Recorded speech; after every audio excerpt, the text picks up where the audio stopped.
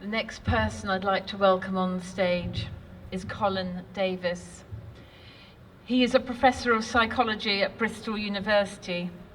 He's taken part in many acts of civil disobedience, been arrested and tried.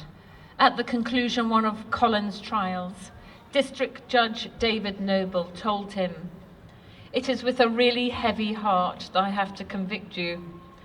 I have to say I've been totally overwhelmed by all the defendants. You have to succeed." When people hear the facts, they can hear them, they can listen, and if we're given the space, people can hear. Colin has been consistently involved with resisting Bristol Airport expansion and gave a blistering piece of evidence at the airport inquiry. He's been a catalyst in activating the academic world to the realities of climate catastrophe. I welcome Colin to the stage.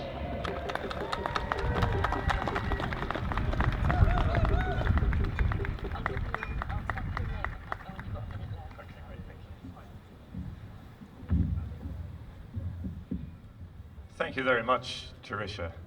And thank you for coming out today to show your opposition to airport expansion.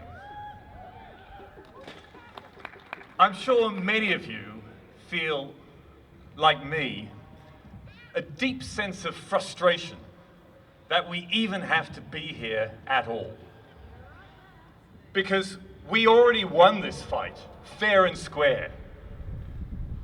The people of Bristol and North Somerset wrote thousands of letters of objection. We made the case to our elected representatives, and they voted overwhelmingly to oppose the expansion.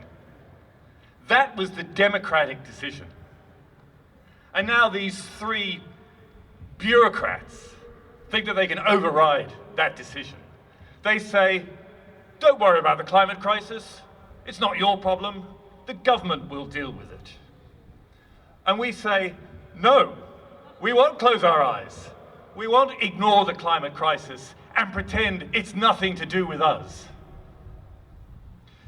But I don't want to dwell on my frustration, because I think it's important to remember that we are not alone in this struggle. We are part of something much bigger.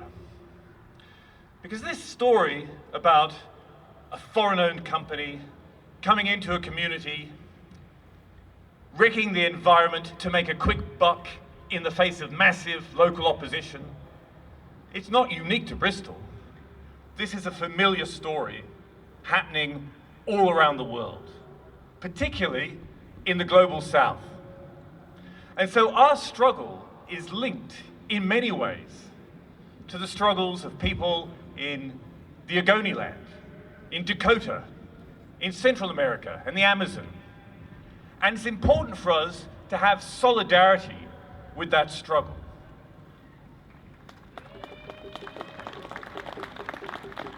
It's so important because they need our help and because we need them to keep going on the front line of the fight against fossil capital.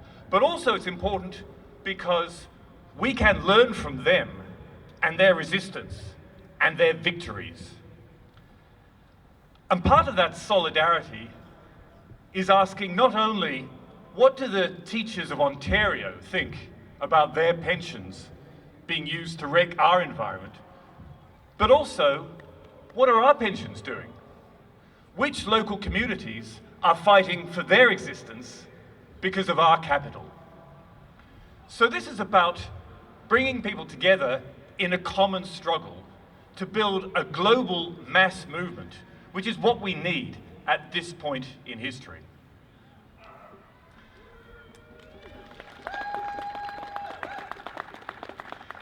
And those people fighting their own struggles, those people on the front line of climate change, they require us to win. They are relying on us to win.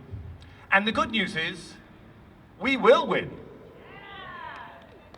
We have already won the democratic debate. We are now in a direct conflict with the airport, and we can and will win that conflict because of our courage and creativity, our passion, our determination, because we have not only science on our side, but truth and justice, and a willingness to do what's right, even if it may technically be against the law. We will do whatever it takes. And I look around at the people here. You know, I look at Tricia and Steve and James and Richard, and I think to myself, these are a pretty formidable bunch of people, and they are not going to give up. Am I right about that? Are you going to give up? Are you going to give up? Are we going to let the airport ride roughshod over democracy? Are we going to win? Yes, we are going to win. And I want everyone here to think about that and think about these questions. What can I do to bring about that victory?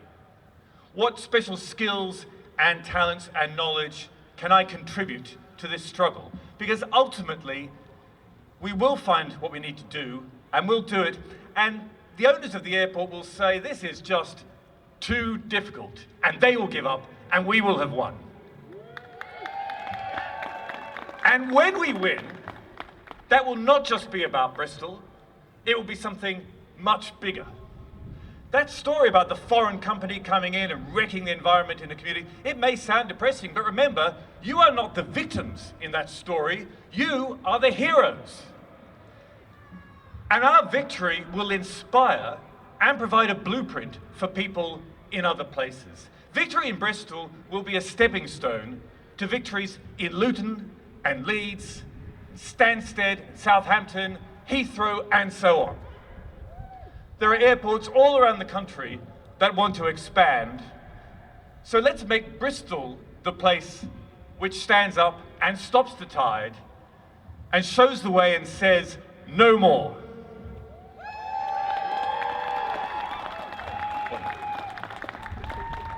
There are so many battlegrounds in the fight against climate change that it can be hard to know where to begin, and it can be overwhelming.